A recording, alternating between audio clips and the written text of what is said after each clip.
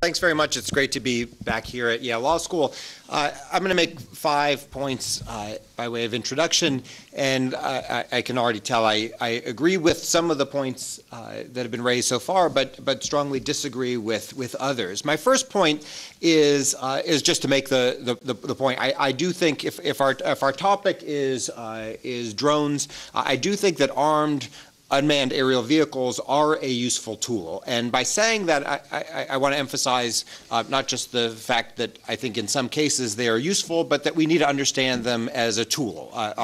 Drones and targeting is not itself a strategy. It's a tool, and like any other tool, it can be used well, or it can be used poorly. It can be used ethically and legally, or it can be used unethically and illegally.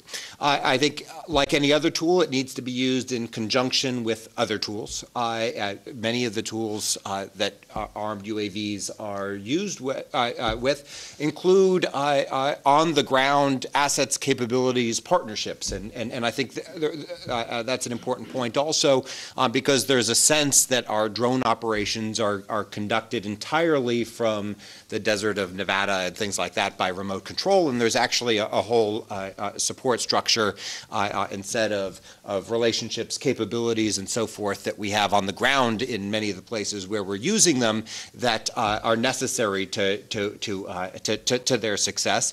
When I say success, what do I mean? I think most of the time success with regard to drones and specifically drones used for targeting is thought of in terms of neutralizing specific threats. There's a high-value suspect, or perhaps less high-value suspect, thought to pose a danger. That person is targeted, killed, and therefore neutralized. We tend to think about the success or effectiveness in terms of neutralizing those particular threats. But I think when effective, the effectiveness goes beyond just neutralizing those individual targets. It goes to disrupting the ongoing planning and operations going on behind the scenes, making it more costly, making it more difficult for terrorist networks to conduct their planning activities.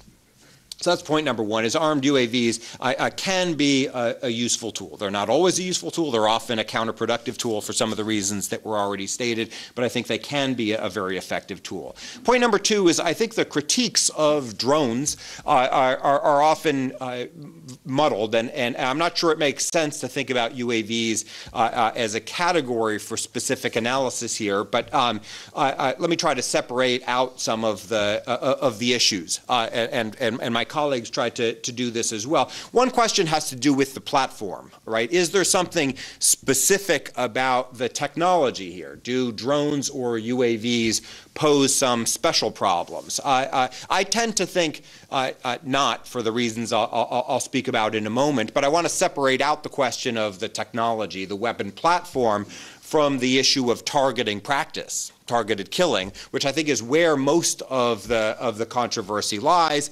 and I want to separate out also that policy of targeted killing, as my colleagues have, also from concerns about secrecy, transparency, oversight. Right? I think there are sort of 3 sets of issues that tend to get conflated here: issues related to the technological platform, issues related to the policy of targeted killing, and then issues related to oversight, including secrecy and transparency.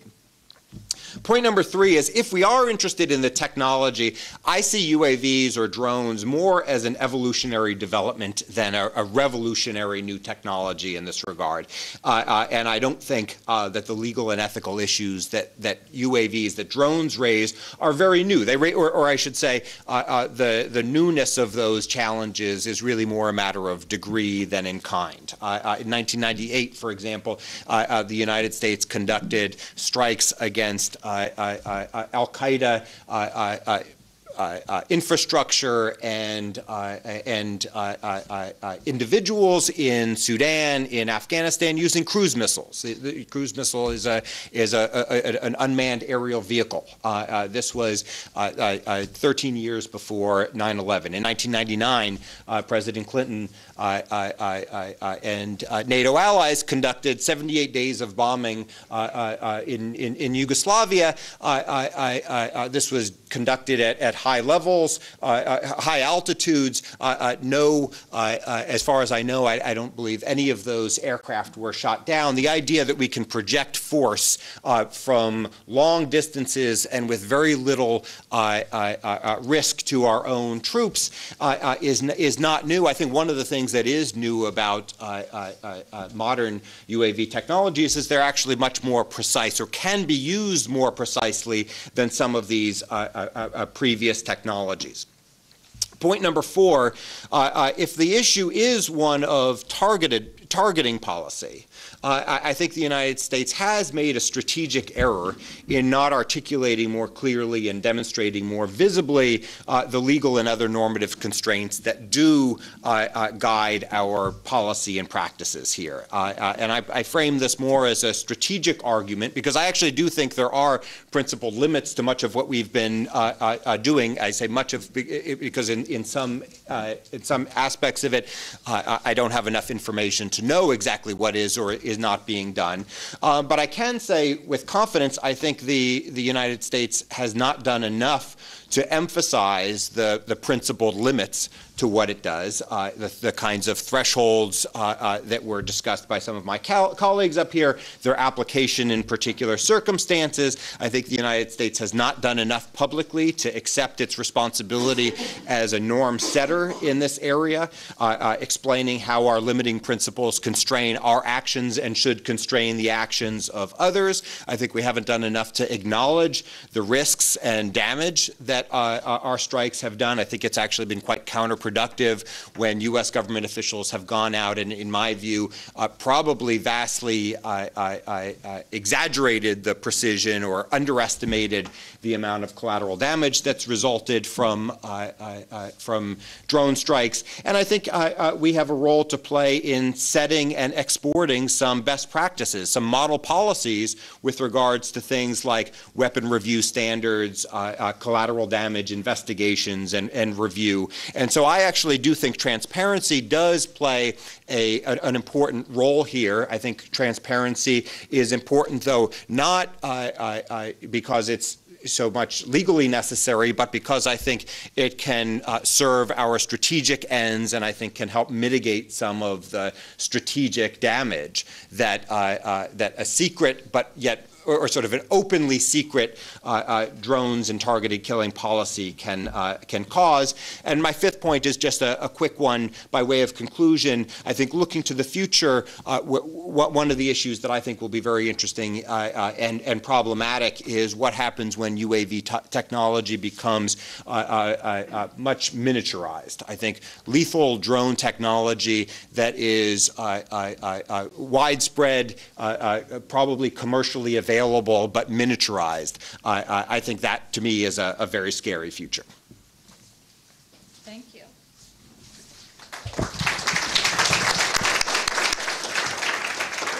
Yeah. I want to make the conversation.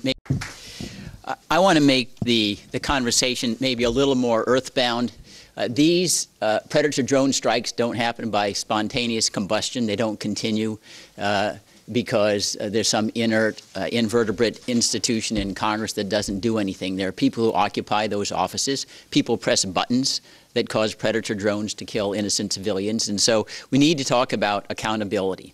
And the one thing that's, I think, been omitted with regard to the prior discussion is recognizing that for the United States, by and large, the process is the end. The process, due process, making certain that we give dignity to those we might kill by giving a process. We care about killing innocent people. We care about making mistakes. That's what due process is about. We care about our Constitution. We can only do things with proper constitutionally ordained limitations. And the Predator drone program illustrates how the Constitution has been totally and completely torched. Bush, Cheney, Obama, the triumvirate of destruction of the Constitution. Let's think about the rudiments of due process in a non-Orwellian world. Right? We have, under the predator drone program, one individual. He plays the prosecutor, the judge, the jury, and the executioner, all in secret.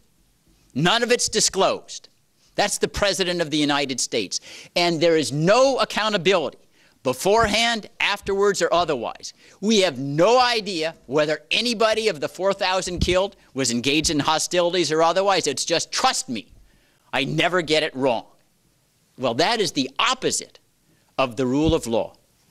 There is no trial. Remember, one of the indictments against King George III that provoked the Americans to overthrow the British was he denied us the right to jury trial. Jury trial? When the predator drones, jury trial, you don't get any trial at all. None whatsoever. Due process, the recognition you get it wrong. Where is the check and balance? There's no congressional oversight. There are not even any written guidelines how you get on the list, how you get off the list. There's no judicial involvement before or after the fact. We as a people, are we proud that we kill people with such recklessness? There's no limit and there's no accountability. Is that who we are? Is that the United States of America? To me, it sounds like the Soviet Union in the time of Solzhenitsyn and Sakharov, or Mao in the Cultural Revolution. You just kill people and say, oh, they're a threat to the United States. And that is what, in my judgment, this debate is about. And it's not just the predator-drone issue. In some sense, I'd be more comforted that this is the only way we shipwreck the Constitution. Think of the idea of aggressive war. At Nuremberg, we said, initiating war without the justification of self-defense is a crime. The greatest crime of all, in the words of then Chief Prosecutor Robert Jackson. Iraq. Is there any argument that the war in Iraq was justified by self-defense? No accountability? All the presidents together down, where was it, Southern Methodist, applauding the new presidential library with W. Bush, all plotted so great. Well, crime of aggression? Think of President Obama. He's declaring those who are implicated perhaps in the Benghazi killing, oh, well, we do war against them. Really, they are threatening the United States with an existential existence? And think in our Constitution itself, when it tries to define the thresholds of war, it refers to it in the conjunction of habeas corpus, times of rebellion or invasion.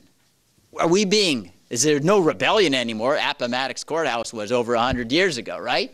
Invasion? That's why the Supreme Court held in the Boumediene case, no, there is a right to habeas corpus. There's no invasion or rebellion standard that would justify suspending the habeas corpus right. And we are in the United States totally and completely complacent with our implication as citizens with the lawlessness of the United States. And we talk about how it is that we're supposed to set the examples abroad. Well, what is the example we're setting? Putin thinks that there's a Chechen, one who actually hates Russia rather than the United States, in Boston. Okay, predator drone comes in. And we say, well, we're going to retaliate against Mr. Putin because he invaded the United States. He says, well, we just followed the Bush-Obama doctrine. Right?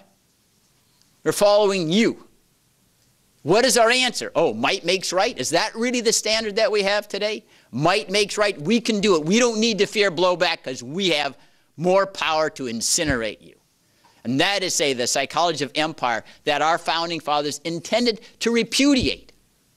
Now, Matt referenced sending rockets. This is nothing new into Sudan. I remembered that because we actually killed people who were innocent in Sudan, who were in a factory that was allegedly manufacturing precursor chemical weapons. We paid, I think, $20 million to the owner.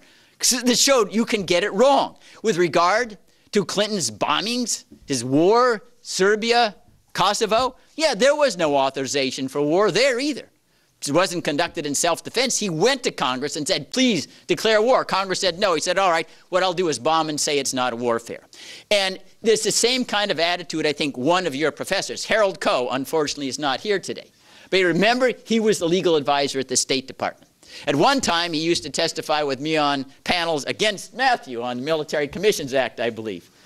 But, you know, hey, when you're in the State Department, as John Yoo used to say, your client's never wrong, you know, even though your client's really supposed to be the Constitution. And now he says, oh, there's no conflict when we threw rockets and bombings into Libya because it didn't risk our lives. No, so you can kill people by nuclear weapons as long as you avoid threat to yourself, and it's not war. And one of the greatest threats by the Predator drones is because there's no risk to the United States, it invites us to be reckless about it. Because, hey, it doesn't matter whether we get it wrong, our people are not in danger. Their lives aren't worth what our lives are. They're animals, and we can kill them if we get it wrong, so what? Really, is that the United States of America that you know and that you cherish and that you want to risk that last full measure of devotion for? We don't care about getting it right? Now, people could say, well, but Mr. Fein, we then take risks. You know, like Boston. Yes, bad things can happen. There's no doubt there are evil people out there. But the whole idea of a republic is we accept risks that other people don't want to accept. We must accept risk if we don't want to be reduced to vassalage. Because if you want to live in a risk-free existence, everybody gets detained. Because there's some tiny risk of some bad happening. And we need leaders, including you, to stand up and say, I would rather be free and accept some risk than have the government, all-powerful, destroy all of our liberties, go around the world killing anything that in some future time could create a danger at the benefit of no risk. You don't want to live that kind of life. And lastly, it's entirely appropriate that this conversation occur in this law school. Law students, law professors, the legal community were endowed with the responsibility for playing Paul Revere when tyranny was on the horizon. Paul Revere is what your role is. Otherwise, you really shouldn't be lawyers, because you know the legal violations. You know how once you tarnish the rule of law, there is no stopping point. Because as Justice Jackson said when he dissented in Korematsu, the law creates a principle that lies around like a loaded weapon, ready for any successor in office to be used for any reason. May well be you feel comfortable with Obama in the White House. There's going to be a Caligula in the White House at some time. And he will inherit all of these awesome authorities, all of them. No president has ever surrendered power back to the Congress or the American people. Never. And we need to be, and that is why the importance of drawing the line now, talking about the idea of impeachment. Impeachment used not to be a dirty word. You know, when Nixon had a third-rate burglary, he refused to respond to congressional subpoena. He covered up the Watergate crimes. That was an impeachable offense. Now it's like, oh, well, impeachment has been whited out of the Constitution. You remember Nancy Pelosi, brave, courageous Democrat after 2006. She becomes Speaker of the House, says impeachment's off the table. I whited it out, secret. She has amended the Constitution on her own. Because ultimately, ladies and gentlemen, the impeachment power is the only way that you can check a reckless president of the United States. That is what it was designed to accomplish. Ben Franklin explained at the Constitutional Convention, impeachment is the substitute for assassination to get rid of tyrants. That's what the power was about. And that, oh, well, impeachment, it sounds like a coup d'etat. No, it's the civilized way in which you say somebody is an untrustworthy custodian of our liberties. You need to leave and have someone else who will subscribe to the rule of law. If that doesn't happen, my wager is 20 or 30 years, we will have a government in which virtually all power, by delegation or otherwise, will be exercised by the president, and we will be vassals and serfs. And the only way it will not happen if you make your life goal to thwart it.